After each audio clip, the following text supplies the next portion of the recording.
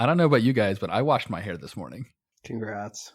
That's a big big. step. It's a big day. You have a lot of hair, so I don't think people who may not have seen pictures of you recently appreciate that's a genuine accomplishment. Not anymore, though. I got a haircut, and then I came home and I asked my wife what she thought, and then followed 7 seconds of silence. And I think I like it. So it's grown out a little bit since then. I like it. There you go. It's always hard for those first 48, 72 hours after their haircut. It's a little brutal. I got a haircut right before my brother's wedding. That was so short. I look like just completely shorn lamb, and I got it like the night before the wedding. And so all these pictures, I look like I just That's enlisted. a mistake. It was a terrible call. Jacob, are you still cutting your own hair? Yeah, I am.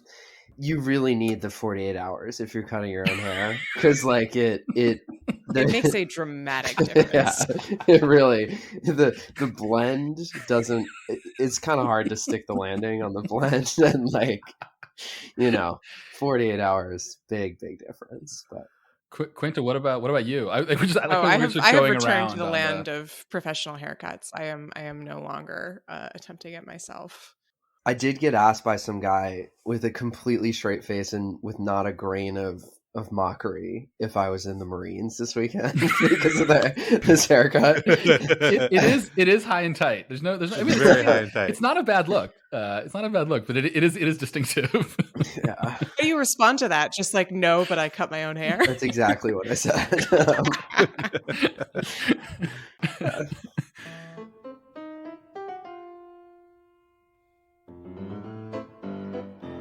Hello, everyone. Welcome to Rational Security 2.0, aka Joni Loves Reasons. Sticking with our Happy Days sequels themed series of Rational Security 2.0 names. I am one of your co-hosts, Scott R. Anderson, and I am here with my two other co-hosts, Alan Rosenstein. Hello. And Quinta Jurecic. Hello. And we are joined once again by Lawfare managing editor and soon to be departed Lawfare team member, very sadly, Jacob Schultz. Jacob, thank you for coming on today. Yeah, good to be here. Yeah, don't go to law school, Jacob. We're all miserable. Just to clarify, Jacob's not dying. He's going to say dearly departed. I mean that he's going to law school. He's psychically dying. Yes, exactly. You're going to be emotionally dead for the next 3 years or so, but you're going to be in good shape, which is good. There's an advertisement. Exactly. Big ringing endorsement of the law school experience. Well, we are very excited to have you here with us today as we hash through some of the week's big national security news in what we are calling the Boys Next Door edition. Topic 1 for this week, Le Pen 15 Club. As France enters the final runoff round of its presidential elections, incumbent Emmanuel Macron is being closely trailed by extreme right-wing leader Marine Le Pen. What explains Le Pen's apparent political potency? And what would a President Le Pen mean for the rest of the world? Topic 2. The biggest botnet takedown since GeoCities deleted my Transformers fanfiction. The Justice Department recently revealed that the United States and allied governments have been secretly removing Russian malware from global networks in order to thwart potential cyber attacks. What does this strategy tell us about the future of cyber conflict? And topic 3. Don't trust the DVE in apartment 23. Postal inspectors recently stumbled on a pair of heavily armed men impersonating DHS agents while living amidst and showering expensive gifts on Secret Service agents and other federal law enforcement officers in a Washington, D.C. apartment complex. What the hell is going on? And should we be concerned? For our first topic, Quinta, let me hand it over to you to get us started. So to be clear, we've mostly invited Jacob on not only because we generally enjoy his presence, but also because we desperately need him to explain the French election to us. So I will cue it up and then I will hand it over to him. So listeners may have noticed there was a presidential election in France. The two top vote getters were current President Emmanuel Macron, who got 28.6%, and far-right National Front leader Marine Le Pen at 24.4%. So that means that the two of them will go to a runoff. And the far-left candidate, Jean-Luc Mélenchon, was essentially just behind Le Pen at about 22%. There is a lot to talk about here, among other things, what the odds are of a Le Pen presidency and what that would mean for France, Europe, and the rest of the world. I think there are also a lot of questions around just why the election was as tight as it was. It widened a little bit when the polls actually closed, but my impression, and Jacob can correct me if I'm wrong, was that pollsters generally felt pretty good about Macron's odds until the last few weeks before the vote, at which point Le Pen started gaining on him pretty significantly. There's also the additional complicating factor of the fact that Le Pen was not the only far-right candidate in the race. There's also Eric Zemmour, who is a sort of far-right provocateur, who I think it's fair to say was trying to cut Le Pen off from the right and sort of present an even more radical vision of governance for France. Zemmour did not do particularly well, but he definitely got a lot of press in the run-up, and there are sort of a lot of questions about what his presence in the race might mean for France, for the far right, for the National Front, and the future of Le Pen as a political figure in France. So, Jacob, there are no end of questions that I could ask you, but let me just kick it over to you. What do you make of the results? Yeah, I mean, I feel like one piece of context, which is like worth underscoring before going into this, is that France has a very particular presidential election style, right? So there's the first round in which any candidate who gets, I think it's like 500 signatures from some level of elected official can run, right? So it's like an open race in which there's any number of candidates running. And then the way that it works is, right, there's a second round in which the top two vote getters, they run against each other again. And there's, a month of campaigning that intervenes between the two periods, right? So it's a weird style of doing things as compared to other countries, which I think is like, can partially explain the anxieties about what's to happen. So yeah, like it was close. I was curious. So I looked at what had happened in 2017. So in 2017, it was the identical outcome from just a purely results perspective, where Le Pen and Macron were the two who made it to the final tour of elections. And then Macron won by something like a 66-34 margin. So it was like quite dominant. But it's actually interesting, like for all the hand wringing about how close things were this time around, it was actually closer last time. So last time, in the first round, Macron got 24%, Le Pen got 21.3%, and then the third place was this guy named Francois Fillon, who's he's like a right, more center right, but sort of like associated with some sort of Catholic party. He had a big series of scandals in very typical French fashion in the days, weeks, and months leading up to the election. But so that's just to say that for all the hand wringing about how close this was, I was actually sort of struck by, it's actually, they're actually further apart from each other than they were last time. And last time the end result was a pretty dominant Macron win.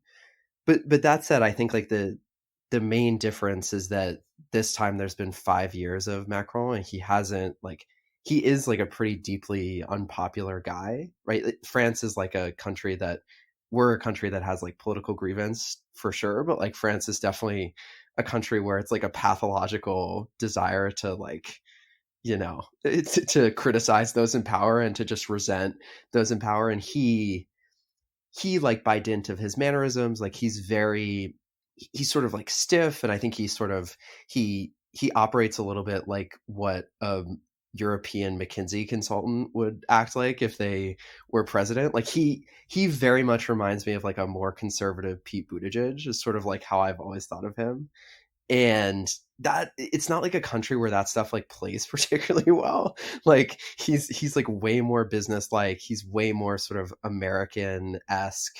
And, that said, he also ran the first time when he was running, he had created this new party, La République en Marche. And like, it was this very, he had this veneer of novelty, even though at his core, he's like a deeply institutionalist. And like, he's like the type of people who like, I think all of us like went to college with. Like, he's not like, this is not like some radical guy.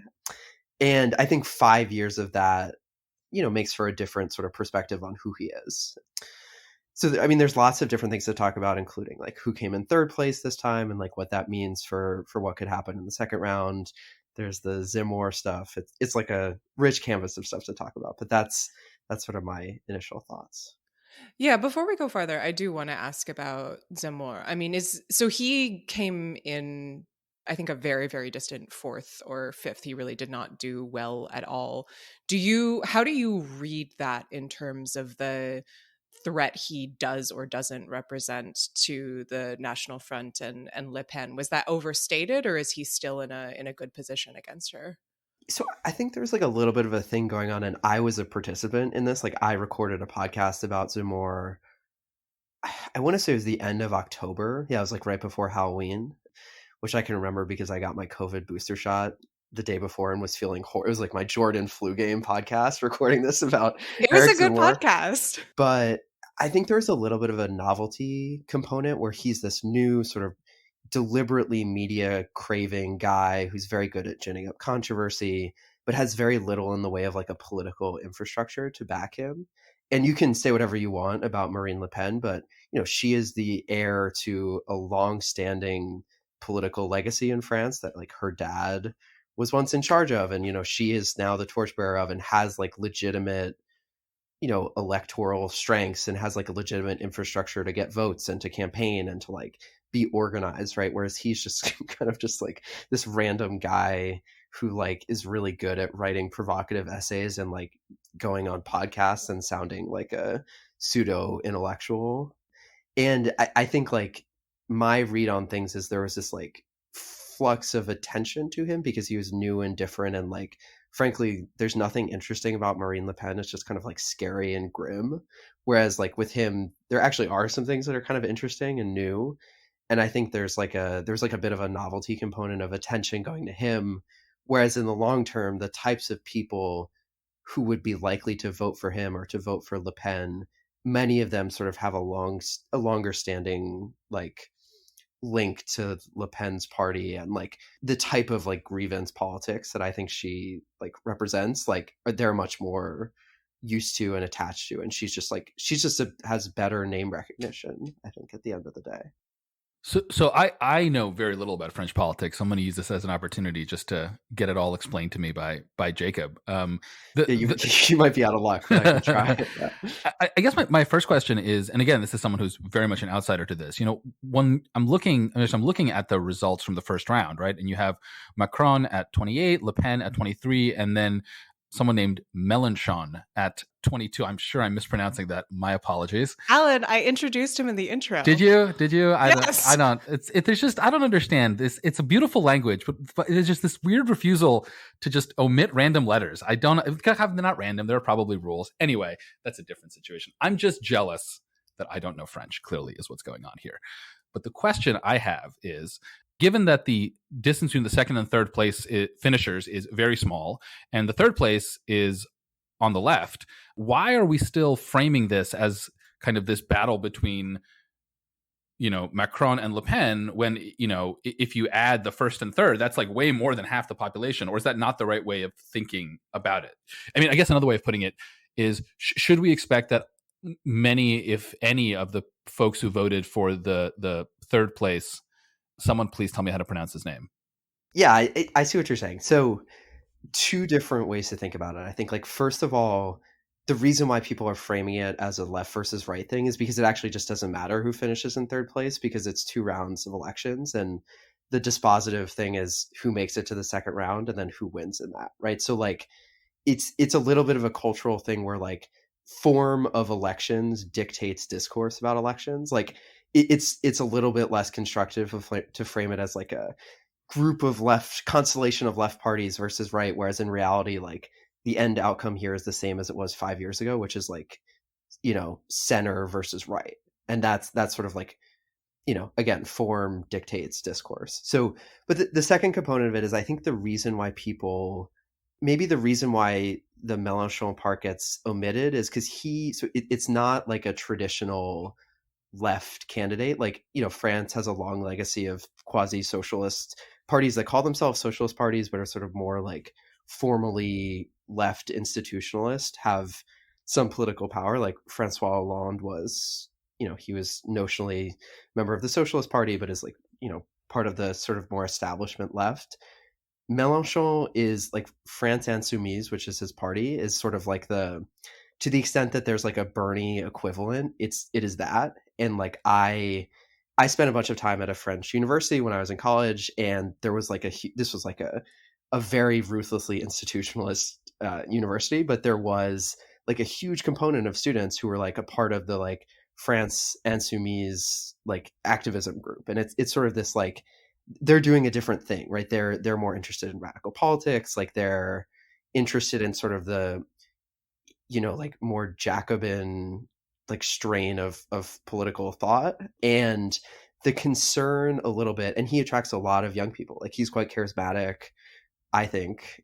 He's sort of weird and like ham-handed often, but I think there's some concern that a lot of people that voted for him are sort of so put off by the political establishment that they would vote for Le Pen. There was some poll that said, a third of likely Mélenchon voters would either like consider voting for Le Pen or definitely vote for Le Pen. And obviously that's anxiety inducing, particularly when you also take the 7% of people who voted for Eric Zemmour who would definitely vote for Le Pen.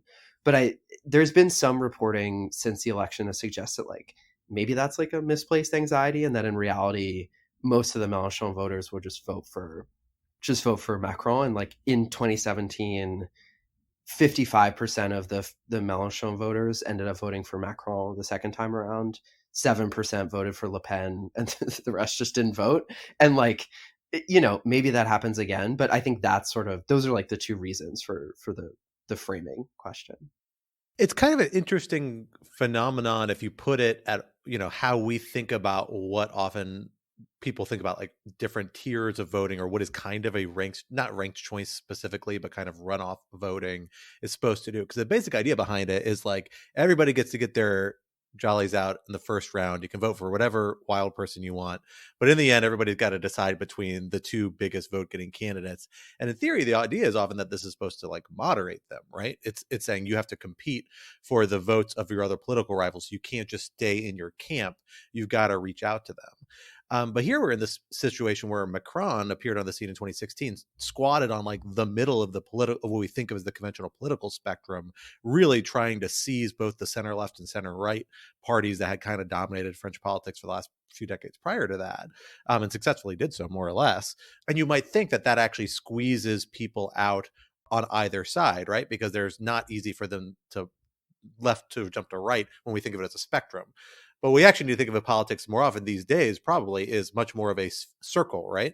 Where we're dealing with one end of the spectrum, but there's another side where the far left and the far right intersect, and people see a lot of commonalities there. We see that in a lot of different political systems these days. We saw it in elements of our political system in 2016, certainly. I think we still see it in a lot of different countries. And so that seems to be really what people are worried about here, is another version of that, one that seems a lot more plausible because France is weird. France has a strong tradition of anti-institutionalism, and there is this kind of youth factor about saying that like the youth are involved in both of this that might not be embedded in the same political structures that other people did. That other people might be if they were longer acting political actors. So I guess my question for you, Jake, or for Quinta or Alan, for your reaction is, how much of a phantom is this? Like, how big a jump is this? How much of a circle is this, or how much of a U shape or a horseshoe is this that the left and the right are able to jump across? And is that something that's very culturally bound, as opposed to making too many generalizations from one context to another? I mean, so first off, yeah, so this is usually called horseshoe theory.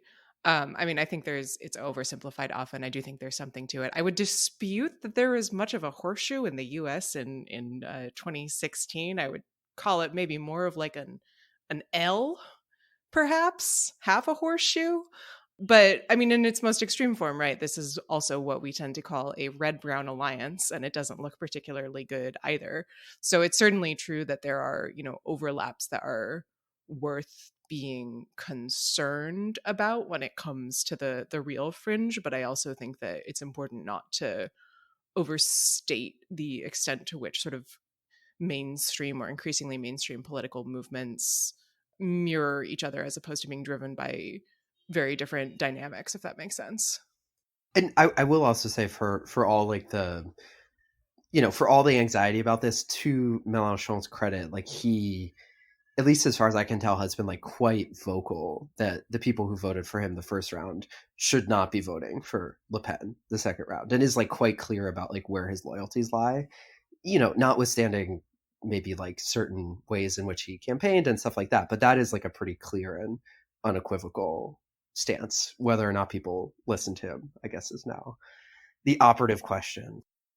Yeah, I think that's really the question. I mean, we're coming off a few years, obviously, where Macron had a lot of issues, as almost every other government did, with managing COVID, lots of policies that are complicated, economies under strain, the really difficult political situation in Europe has a lot of challenges.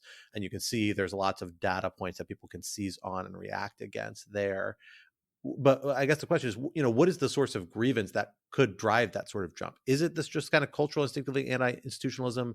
Does this go back to kind of yellow shirts opposition and a lot of the organizing? Like, what are the unifying grievances that branch the two tips of the horseshoe, if you will, or might? At least people are worried about doing that. And also, Jacob, for those of us who would like a refresher on the yellow shirts controversy, asking for a friend, if you want to include that, that'd be great too. So the yellow vest, not yellow shirt protest was about, it was at least in the immediate catalyst for it was concerns about rising cost of living, basically, like rising oil prices, rising gas prices, like rising housing costs, the types of things that, make people annoyed everywhere. So that was like the immediate cause, but I think it's like a broader, it's like motivated by broader anxieties about middle class being left out of, being left out of the political discourse. And like part of what the yellow vests were was people driving from outside of cities into cities to like make themselves noticed, right? Like there's sort of like a concern that Macron was, like an urbanist, overly cosmopolitan, whatever, and sort of was neglecting those on the periphery. I think, Scott, I don't have a great answer to your question of like what might be uniting. I think like a big cause of grievance with Macron among folks on the left, which might cause them to just not vote in the second round of elections, and it's something that I've seen. It was expressed at the time, but also has been, some stories where they interview people who voted for Mélenchon who say they're not going to vote. This is what they talk about is after, some people might remember in the fall of 2020, there's a beheading of a teacher by the hands of someone who like purported to have some allegiance to the Islamic State. And this had links to the Charlie Hebdo shootings and sort of had this broader link to France's broader history of like responding and reckoning with Islamic extremism. And the response from the Macron administration, both from him and from his like crazy foreign minister, was to like take a pretty hard line on Islam and take like a very strong rhetorical stance against what was happening and a very strong rhetorical stance in favor of like what he would call French secularism.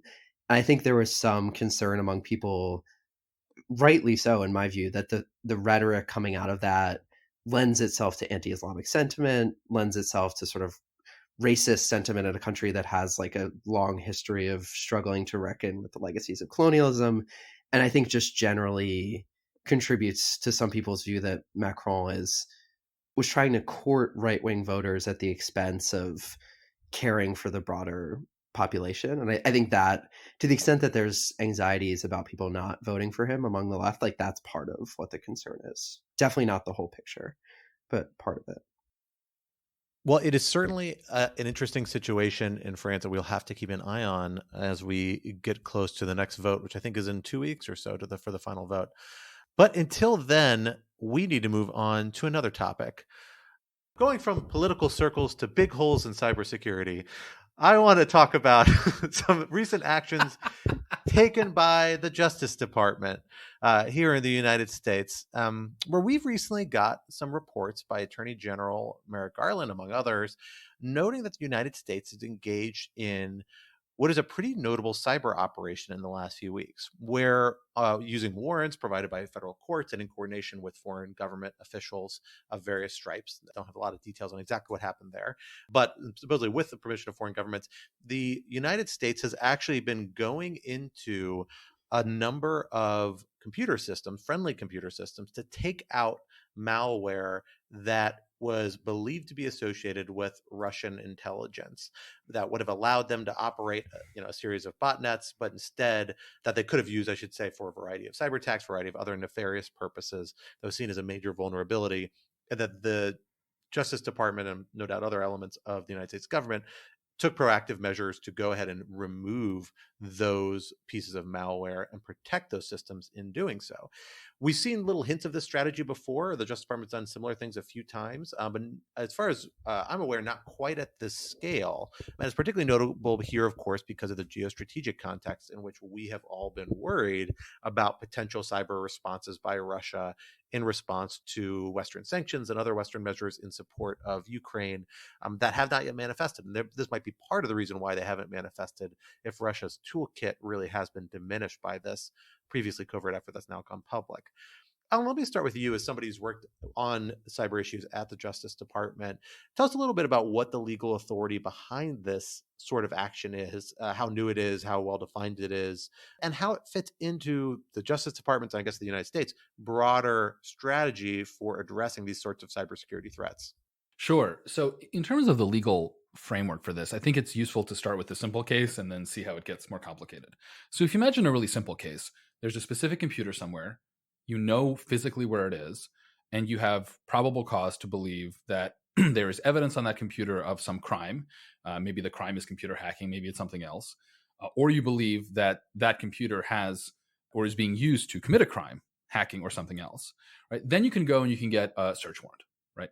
You can get a search warrant, you can get a seizure warrant, you can do whatever you need to do to go and evaluate that computer and then potentially neutralize that threat. Now, because in this hypothetical, you know where it is, you go to a magistrate judge in the district where the computer is, and you ask the magistrate judge for permission, right? And this is the idea of venue in criminal procedure. Right? The tricky thing is that with cybersecurity issues, one of two things is often the case. The first is that often you don't know where the computer is. You know there's a computer somewhere. You know that it has a certain IP address, or it says that it has a certain IP address, but you actually don't know where the physical bare metal, as it were, is located. Also, you don't know if it's just one computer or if it's a bunch of computers. If it's a distributed attack, then there are computers all over. And the more sophisticated the attacks, the more they may be jumping from computer to computer. So this was posing a real problem to law enforcement in the last decade, because you had situations where you definitely had probable cause to know that there was a computer that you would otherwise have the ability to search and seize, but because you didn't know where it was, there was no judge who had the appropriate venue to give you your search warrant. So DOJ started a process, I think in 2012 or so, to update Rule 41 of the Federal Rules of Criminal Procedure. This is the rule that governs the process for getting search warrants. And after 3 years, they updated the rules, and then Congress sort of passed them with not much debate. And the upshot of those changes was that it created this special venue provision where if you have a computer that is hiding its information, or hiding its location rather, or if you have an attack that you believe is coming from like more than 5 computers, then you can go to any judge anywhere in the United States, and that judge will have venue to give you your search warrant, right? And so there have been some notable uses of this. This happens a lot in child exploitation cases, where the government wants to take control of a child exploitation server somewhere that may be being used by a bunch of other computers all around the world. And so I suspect what happened in this case, though again we obviously don't know because the warrants are sealed for understandable reasons, is that the government went to the court and said, "Look, here are these computers. Some of them we know where they are. Some of them we don't necessarily know where they are." Right? We assume that they're in the United States, but it's possible that they're outside the United States. And the court had venue through these special provisions. So, I think that this shows why this venue change was important, but it also highlights some of the risks of this venue change, which were raised at the time, which is, and this was made particularly well, there's a great law review article from Ahmed Kapoor, who's at BU, who discusses this really, really nicely.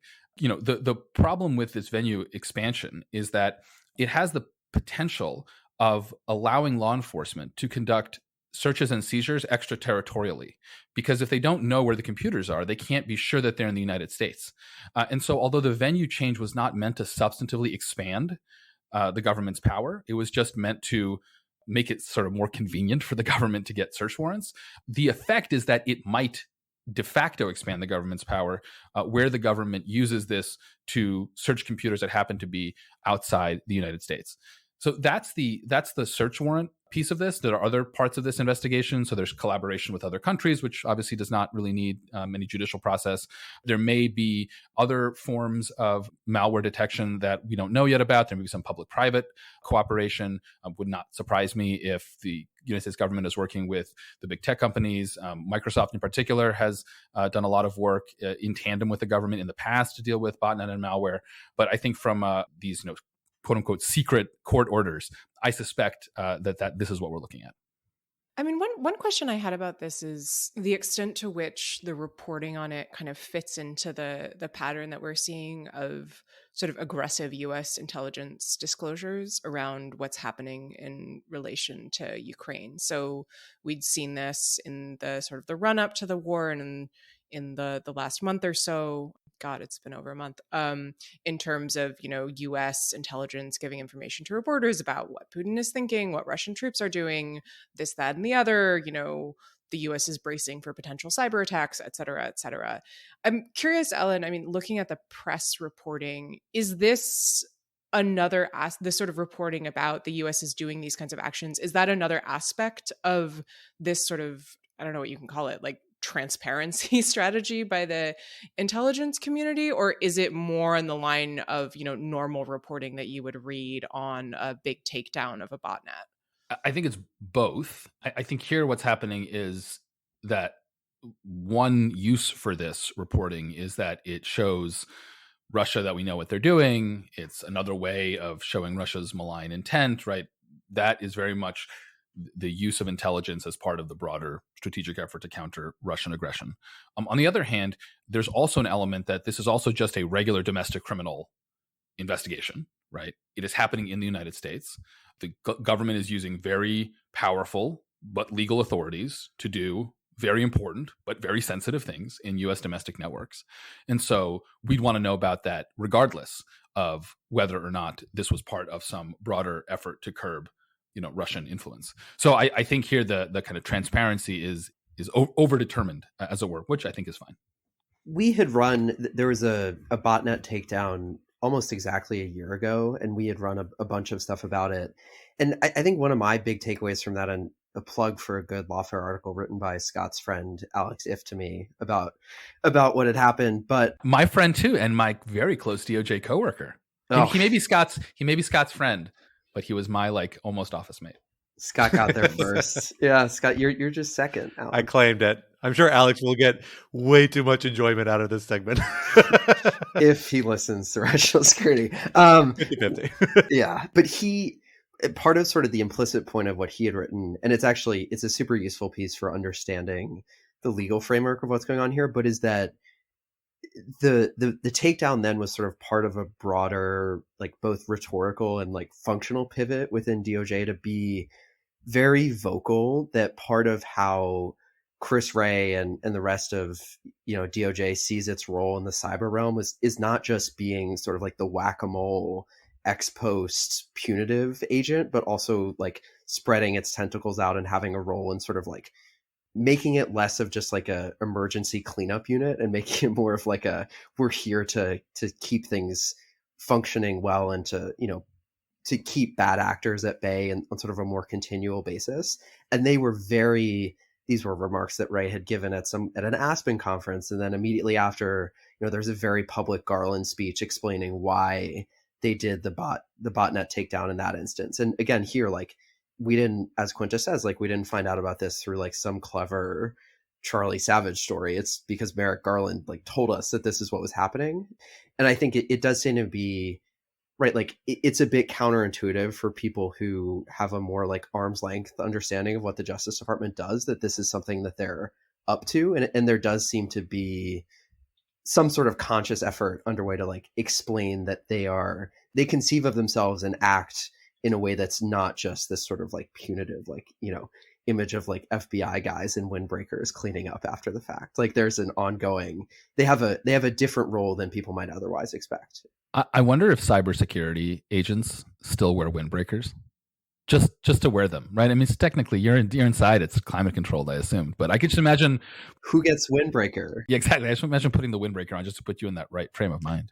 And when they go to work, they pull that little flap down the back so it says FBI on the back. Well, that's the windbreaker. Clacking away. you get to GS13 and then they give you like a really nice windbreaker. Yeah. Exactly. I will say, when you look at pictures from the Pentagon of cyber units, they are all wearing camo. Sitting there typing away, so it's clearly a thing. It's part of the game. I think for like DoD and other cyber units, that's because those uniforms are supposedly much more comfortable, so you can get away with it's kind of like pajamas basically for most of the day. What I think is really interesting about this, just taking a little bit of a step back, and this sort of tactical approach the Justice Department is taking here, right, is that it feels great that they have this capability, and I like that they're doing it. There's always questions about how far this goes on civil liberties. Is the government, do we trust the government to do things like this? And I think as this becomes more commonplace, and maybe it becomes starts hitting networks that people are more sensitive about, particularly if it's like personal information, there may be concerns and pushback from civil liberties and tech groups more than we've already seen. And that's not necessarily right or wrong. It seems kind of inevitable. It's good to have scrutiny and to have conversations about the right scope of government activity like this, but fundamentally this seems desirable. But it's a real suboptimal thing to have to rely on in a way, primarily because we just don't have a very good system for actually requiring private industry or even critical infrastructure that we all rely on to really effectively implement their own cyber protections and controls. Because ideally, if this were like, a sort of threat coming from, safety standards in like, let's say dam construction, right? You would expect all the dams just to be able to have to abide by regulatory standards for how they do certain things to prevent, access to their facilities for saboteurs. We don't have as much that clearly in the space. We've seen steps in this direction recently. There's a new statutory requirement that was just in one of the major omnibus bills that basically says there needs to be more disclosures about cyber attacks by private companies, or if they end up paying, to ransomware to get their information back. But it strikes me that this is, a very good option on a terrain that's still very suboptimal, because it just seems like the government's still really wrestling with having an effective regulatory regime that can encourage private industry to really step up in this way. So Scott, I think you're half right. And the part that I agree with you on is that the more we can do to encourage private companies to improve their cybersecurity, the better. And that is a difficult challenge. And some of that is hard because cybersecurity is hard. Some of that is hard because companies want to cut corners. So there's definitely that. Where I don't agree with you is that this is necessarily an example of that, because here we're talking about a incredibly sophisticated nation state actor who is clearly spending a lot of time and money trying to get into our networks for its own geostrategic purposes. And there, it's not that we shouldn't want private companies to do what they can to resist that. I mean, we should. But I think at a certain point, it's just not the private sector's role to defend against these sort of nation state threats, just as, we don't expect our physical infrastructure to have its own anti-ballistic missile protection, right? Like that's sort of why we have a government. And so I would say that this is kind of what we should expect, because at the end of the day, defending systems is just much, much harder than attacking them. There's just a very wide attack surface, as they say. The systems are incredibly complicated. They're getting more complicated by the minute. Complexity is the enemy of security. And a sufficiently resourced and motivated attacker will find a hole in your system. They just will. There's just no way to defend everything from the most sophisticated attackers. So I do think you have to have a kind of a double or a dual system where, yes, companies have to be doing basic and even more than basic cyber hygiene and cyber protection, so that the government can then focus on the really, really bad actors. And I think what we're seeing here is how this will inevitably work itself out. I don't disagree with that, but I mean, I think the question you end up arriving at, though, is how much confidence can we take from FBI's measures like this? I think we've started to hear a narrative emerging that parallels a lot of the narrative surrounding Russia's conventional military capabilities, which have shown to be far below what we expected them to be as a result of the war in Ukraine, now extending similar logic into the cyber realm, precisely because we haven't seen Russian cyber operations of any really significant scale against us, at least, or against major Western targets. They're certainly been having in Ukraine and other places, include Finland, Sweden, a few other places more recently. We're talking about joining NATO potentially. But we haven't seen anything really of a major scale like we expected from not Petya days and other things like that, where we thought we're going to see something potentially catastrophic. But I think this is what you're saying, Alan, is that this sort of measure is inherently imperfect. It can't actually provide the full measure of security. And so we need to fight a degree of any sort of false confidence we may take from the success of these ventures. And it just strikes me that there's a little bit of a double-edged sword to the transparency element of it there, because it can also vest false confidence in our own cyber capabilities, particularly on the defensive side, which, as you know, it's just a much more complicated game. And so maybe this needs to be couched in terms of, but by the way, guys, this is just a small slice of what might be laying out there. We really need to bump up a lot of our baseline security in addition to have the special capabilities to move forward. Whereas Congress, and frankly, the political consensus across administration, seems to be lean much more towards developing offensive capabilities that, even if they can be used defensively, than really being willing to put it on the private sector, saying we need to regulate this and get some strong baselines in place. But there may be shifts coming in that space. I mean, who really knows?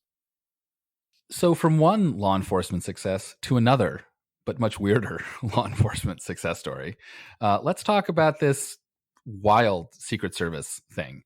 So two men, Aryan Tarzadeh and Haider Ali, have been charged, as Scott noted at the top of the show, with impersonating federal officers, specifically from the Department of Homeland Security. But why they were doing this is super weird. And I'm going to do my best to explain this, though I am very, very puzzled. So the allegation is that these individuals gave Secret Service personnel lavish gifts, rent-free apartments, a drone. In one case, they offered to provide a $2,000 rifle to a Secret Service officer who worked on First Lady Jill Biden's security detail. The way this was uncovered is also super weird. Apparently, there were some postal inspectors who were investigating a report of an assault on a mail carrier in the Navy Yards neighborhood in DC, which is this lovely newish kind of set of big high-rise developments and luxury buildings. Jacob and Quinta are making faces at me because apparently Navy Yards is not cool. I've been out of DC for some time. It's very corporate. It's very corporate. It is very corporate. It is very corporate. But you know what? More housing is good. And I will, even corporate housing is better than less housing. But anyway, this is not a housing podcast. And so they went to the Navy Yards to investigate this, totally unrelated, by the way. And as they were talking to people, they found out that there are these two DHS agents living in the building, but it all sounded super weird. So they reported that to DHS, and then the DHS Inspector General realized very quickly that these were not actually DHS, that these are not actually DHS agents. So ultimately, law enforcement conducted a search on the apartment where these two were living, or at least where Tarzadeh was living, and they found a stash of police weapons, access codes to federal agents' homes. They found equipment that could, in theory, create personal identification verification cards, which are the things that allow access to sensitive law enforcement computers. So these individuals have been arrested on charges of impersonating law enforcement, which is not itself actually that serious of a charge, right? Under the guidelines, this would get them like 0 to 6 months in prison, and they'd probably just be out on probation kind of immediately. But law enforcement is asking for them to be held in jail pending trial because they're potential flight risks. In particularly, Ali, who is a U.S. citizen, also is a Pakistani national, and at some point told someone that he has connections to the Pakistani intelligence services, though the Pakistanis deny this and they have no idea who this guy is. And the story from the defendants, and Tarzadeh in particular, is that he was a former security guard and just thought Secret Service officers were cool and wanted to be friends with them. So this is all just like a weird professional crush. This story is super bizarre.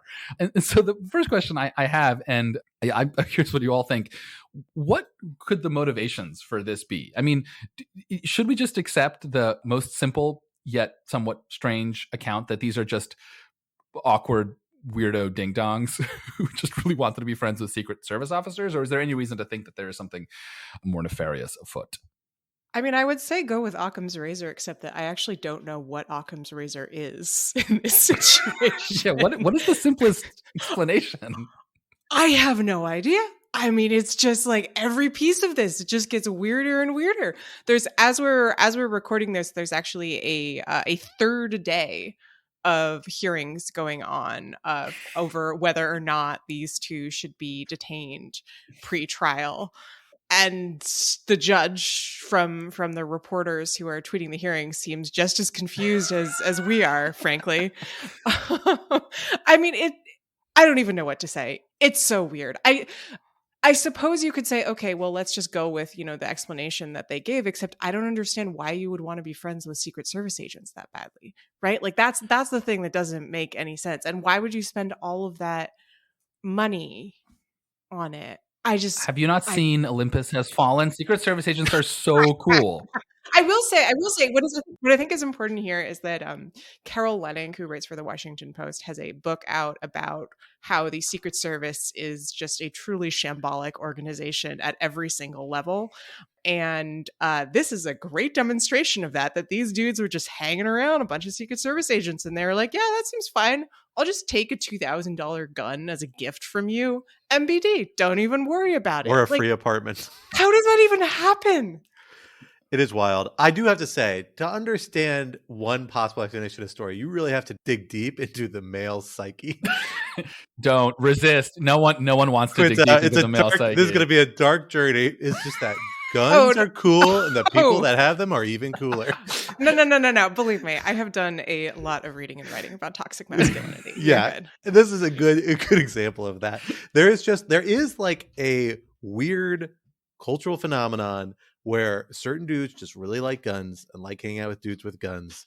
And there is a weird like fetishization of military and paramilitary related stuff. It often overlaps a lot. Frankly, one of the places that I see Reddit most recently is in talking about the Oath Keepers communications leading up to January 6th, where there is this utter embrace of all sorts of military mystique, even by people who have no connection to the actual military, people buying military style firearms and training and tactical equipment, all sorts of things like that. That's just like a weird cultural thread we have in America of almost always men of a particular type. So, who knows? This could be that. I mean, I don't think we can entirely rule that out.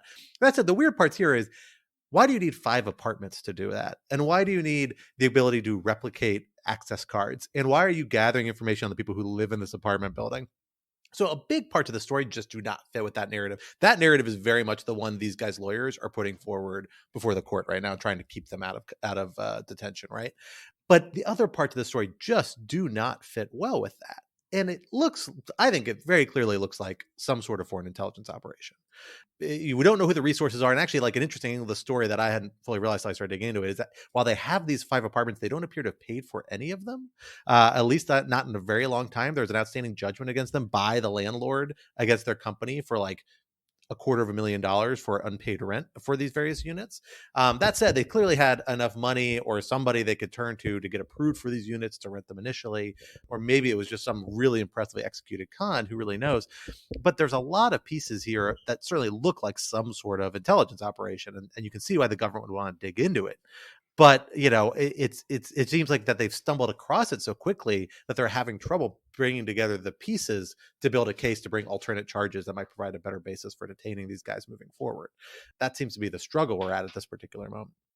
I don't know. I'll contribute a piece of I have no thoughts on the merits of whether this is a foreign intelligence operation or not. But I will say, the 3 of you sort of conduct life with the Twitter intravenously plugged into your arm as you like go throughout the day and conduct your business. And I've been this past week and this past couple of weeks, I've been traveling a decent amount and have by dint of that have been on Twitter a lot less. And this story is the true moment where I feel the delta between myself and all of you reaching its greatest point, where, you're all firing away in the Lawfare Slack channel about this. And I'm sort of ducking in and out with whatever ephemera is available and feel like I'm dealing with completely crazy people, which I think one reflects, what your guys' media consumption habits are, but also has like an interesting, there are occasionally these stories where like it's so complicated and so strange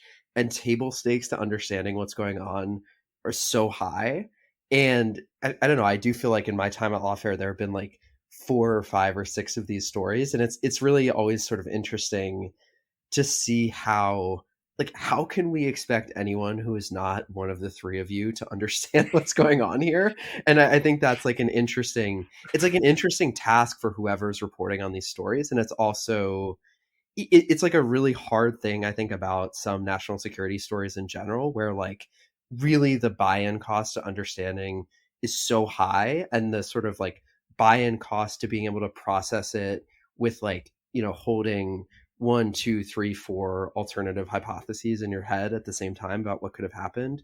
It's like sort of a tall intellectual task. And it's, I don't know, this has sort of just been, among other things, an interesting reminder of like a lot of the stuff that Lawfare traffics in, and, you know, Lawfare readers traffic in, is it does really present these like interesting reporting and media consumption questions in addition to like whatever on the merits is going on.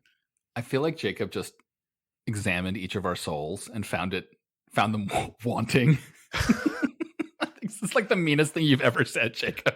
I will say I have actually not been on Twitter that much over the past week because I've also been dealing with some other tasks, and reading up on this story all at once is like mainlining some extremely powerful drug. Like you just go down the rabbit hole. It is so weird. It is extremely strange. Before we turn this into a reflection on a reflection on a reflection about a story, do the meta thing that Quinta and I think are particularly addicted to talking about. I do want to ask about the Secret Service angle of this. You know, and this is something, Quinta, you kind of alluded to, but the Secret Service has just not been doing super well over the last many years. Really, since I think the Secret Service was moved from the Treasury Department into the Department of Homeland Security, there have just been these ongoing crises and embarrassments. And I haven't heard too much about the Secret Service in the last few years. And I think the Secret Service is one of those agencies where the less you hear about it, the better, because it suggests that, you know, things are going okay. Do we know enough yet, Quinta, you know, as you've been going the rabbit hole, you know, do we know enough yet to determine whether this is not really related to the Secret Service, just or if this is another indication that the Secret Service just cannot get its act together? Yeah, it's a good question. I don't know if we know. I will say, again, tracking the detention hearing that's going on right now, apparently, according to the AUSA in the case, the defendants were tipped off about being under investigation because when the Secret Service launched the internal investigation into the people who had been interacting with these guys, one of the investigators reached out to Tahirzadeh and said he was conducting a review, thereby tipping for off Christ's sake, the people they were reviewing. So that, I think, suggests that there may be some broader institutional problems here. To say the least. I mean, it is really like notable in that they seem to have, this is part of the reason why another data point that just kind of fits a little bit better with a foreign intelligence angle, honestly, is like, it just seems like the Secret Service is a big vulnerability. And it should know they're not the only agency who's here. This is near a bunch of headquarters. It's like more affordable luxury apartments with a rooftop pool, as far as I can tell. So it sounds like it's pretty popular with a lot of federal employees of various stripes. And it seems like a pretty obvious effort to get information on them and access to them. Quite possible there are lots of foreign governments doing very similar things in apartment complexes all across Washington, D.C. I wouldn't be surprised by it. It seems like these guys just maybe a little clumsier about it. There's one guy, Tahirzadeh in particular, who loves to just post pictures of himself on Facebook holding a bunch of tactical weapons in his apartment, as far as we can tell. So, you know, it may be a sign of less of a like sophisticated intelligence operation as one that was not super sophisticated, but nonetheless was informed by, you know, some basic idea of these are targets we want to acquire. And what's the goal there? Are they going to try and assassinate Dr. Joe Biden? Probably not. But you get information about all sorts of security procedures, all sorts of federal agencies, access to computer networks. In theory, you could do potentially a lot of different things if you actually get access to the homes of and the personal possessions of a bunch of federal law enforcement officials.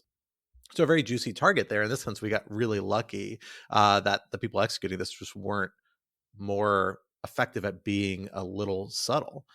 In terms of who it could be, you know, I think it's a fair question, something hopefully we'll get for more information on the next couple of weeks. I mean, I think the obvious candidates, because one of the gentlemen, Haider Ali, is known to travel a bunch to the Middle East. His family reported in the hearing that he had converted to initially Sufi and then Shia Islam, was traveling to a bunch of holy sites in Najaf and other places. These are all places where you have a very strong Iranian intelligence presence, so it's not hard to imagine that they may have been coordinating, particularly because this was the individual who allegedly had access to the line of funding and cash that may have been recruited by Iranian intelligence or Hezbollah or one of these other groups that are kind of proxies for Iranian intelligence. That seems like the shortest order. Pakistani intelligence, maybe because they have this claim of ties, but it doesn't seem to really line up with what they'd be interested in doing as much as the Iranians does. I mean, remember, the Iranian intelligence does ambitious stuff like this all the time. They had a plot to assassinate the ambassador from Saudi Arabia in a Georgetown restaurant less than 10 years ago that actually got pretty far along. So So it's an ambitious group that does sometimes pretty wild card things and is reasonably well resourced. And this could fit into that pattern. But really, I don't think we should jump to any conclusions about what these guys are doing where, because frankly, the weird gun nut angle could be just as plausible. We just have to wait for other elements of the story to develop. Well, unfortunately, we will have to leave the conversation there until our next update on this strange story as to what exactly these well-armed individuals were up to. But of course, this would not be Rational Security if we did not leave you with some object lessons to think about for the rest of your week. Alan, let me hand it over to you to get us started. So mine is a food object lesson, going back to the roots. I'm a huge fan of nut spreads, right? I love me some peanut butter. The objectively best choice being Skippy Creamy. I will not accept comments on this. I like almond butter is very good. I like Nutella because hazelnut's delicious, and what a brilliant way of stretching chocolate. But I think I have discovered the greatest nut butter in the world, maybe the greatest spread, period. And that is something called pistachiosa, which is a Sicilian pistachio spread. They just grind pistachios and a little sugar, and they add some olive oil. You can get it on Amazon. It turns out the first time I got it was as part of some Zingerman's package, which was amazing, but very expensive. But it turns out you can get relatively affordably from Amazon, and it is indescribably tasty. You do have to like pistachios, but if you like pistachios, it tastes so intensely of pistachio. It's wonderful. Like that on some fresh bread it's wonderful. It just makes me very happy. So that's my object lesson. I highly recommend it. Quinta, why don't I hand over to you? So as I mentioned, I've been dealing with a lot of tasks this week, namely moving, which has required a lot of listening to music and podcasts, and also magazine articles on Autumn, which is my favorite app. This is not, however, a shill for Autumn, which I definitely do recommend, but for a particular article on Autumn. And to be clear, Autumn, if you would like to support us, we will. I will shill for Autumn all day, any day. Autumn is great. Yes. I think I have pestered Jacob about it incessantly. There's a particular article I listened to that I found interesting. It is in New York Magazine. You can read it as well as listen. It's called "The Future of Trumpism" by Jonathan Chait, which is a long sort of profile of Florida Governor Ron DeSantis and meditation on the extent to which he really represents a kind of next wave Trumpism, and whether he can dethrone Trump as the leader of the Republican Party. It's a question I've been thinking a lot about lately, in particular, whether DeSantis is as dangerous as Trump, more dangerous or less. And I thought that Chait did a really nice job sort of digging into that question, contextualizing it a little bit. I would not say that I came away reassured particularly, but it was a welcome deep dive on a subject that I think is only going to become more important, unfortunately, as the 2024 election grows nearer. We should totally at some point talk about Trumpism without Trump, because I think I have so many thoughts. The critical political dynamic of our time, and worth thinking about seriously. I feel like that has been an undercurrent of like half of our conversations of the show, but maybe one day we will make it the overcurrent and just bring it a washing over all of us, and washing away the other things we may want to talk about that week. With that clumsy metaphor out of the way, I will go to my object lesson this week, where I have had the joy of having a somewhat cranky and tantrum-oriented 15-month-old inhabiting my house for the last few days, particularly where it's been rainy, which has led me to dig deeper than I would otherwise into Disney Plus, looking for some visual stimulation to maybe get a little bit of a calm down playground time with my son. And I ended up watching a movie that is so charming and lovely, and I somehow missed it entirely. And I think it has gotten underappreciated in its time and deserves more attention. So I'll bring it up. And that is the movie Coco from a few years ago. That was an absolutely phenomenal movie that deals with like very adult themes about death and mortality in a really like delicate and emotionally touching way. There's a murder mystery. There's all sorts of stuff happening in this movie. That's absolutely fantastic. And it's against this super, super gorgeous, influenced by the kind of design and style of the Day of the Dead and Mexican culture, and takes all that and turns into this whole afterworld universe that has this incredibly visual style. It's just absolutely stunning. It's amazing. I have to say, I think it beats out Encanto for my favorite recent Disney movie that I've seen, which is big. I may like the music in Encanto slightly better, but the rest of the movie in Coco, the plot, the like visual element of it is so amazing. It may beat it out now that I've experienced both. So I encourage folks, if you've got that Disney Plus subscription, dig into Coco, share it with your favorite local little one, and see if they get into it. I really enjoyed it. I may have cried a little bit at the end. I'm not gonna lie. It has and it does have one lovely song, the Remember Me song, that is a recurring theme throughout. There's a lovely acoustic version that I quite enjoy. Jacob, why don't you bring us home? So my object lesson, I had mentioned earlier that I'd been traveling a bit. This weekend I was in California, and I have not been to California very many times. This is my second time ever going, and there were a couple of moments that really made me feel like the true dyed-in-the-wool East Coaster that I am. And the one that made me feel like that the most was that I saw in public a real-life skateboard rack, a rack on which people can lock up their skateboards. And it's very beautifully designed. And I think Jen should be able to include a link to a picture in the show notes. And I was just absolutely gobsmacked when I saw this and felt like the biggest loser ever at my bewilderment that this existed. But it's pretty cool. I visited a few years ago my wife's Southern California college campus, and it was amazing because that's how everyone got around. It was just skateboards left and right. It was crazy to me. It was like a weird episode of The Simpsons from the 90s. I could not get over it. And I'm like, wow, how are there not more head injuries because no one's wearing helmets? But apparently they get away with it. There are some deep pathologies in California, no question. But there's also a sense in which if you are not living in California, you're just by definition doing it wrong. And I frequently toggle between those two feelings. That's about right. That's about where I land on this too. West Coast in general. Well, on that very East Coast note, that unfortunately, for better or for worse, brings us to the end of this week's episode. Rational Security 2.0 is, like its forebear, a production of Lawfare. Follow us on Twitter at RATL Security, and be sure to leave a rating or review wherever you might be listening. While you're at it, visit lawfareblog.com for our show page with links and past episodes, for our written work and the written work of other Lawfare contributors, and for information on Lawfare's other podcast series, including our daily Lawfare podcast and our special series on the response to the January 6th insurrection, The Aftermath. And be sure to sign up to become a material supporter of Lawfare on Patreon for an ad-free version of this very podcast and other special benefits. Our audio engineer and producer this week was Kara Schillen of Goat Rodeo, and our music, as always, was performed by Sophia Yan. We are once again edited by the wonderful Jen Patja Howell. On behalf of my co-hosts Alan and Quinta and our special guest Jacob Schultz, I am Scott R. Anderson, and we will talk to you next week. Until then, goodbye.